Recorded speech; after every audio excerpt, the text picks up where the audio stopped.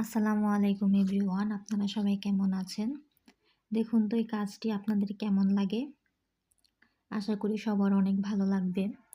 তো আমি এখানে যে ফ্লাওয়ারটি তৈরি করেছি তার একটু কাজ আপনাদের সাথে শেয়ার করছি। দেখুন আমি এখানে সূর্যমুখী তৈরি করেছি।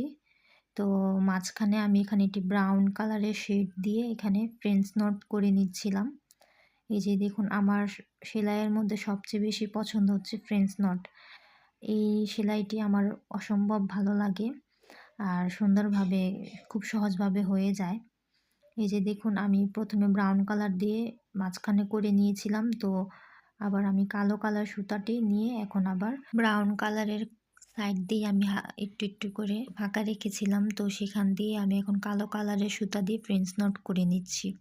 তো এখানে 2 কালারের শেড হবে।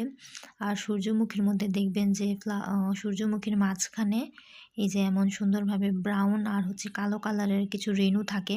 তো আমি সেই লুকটি দেওয়ারই চেষ্টা করেছি। তো দেখুন তো আপনাদের কেমন লাগে, আর সবাই জানাবেন যে এই কাজটি আপনাদের কাছে কেমন লেগেছে। এই যে আমি আস্তে আস্তে কিন্তু করে নিচ্ছি ফ্রেঞ্চ নটগুলো।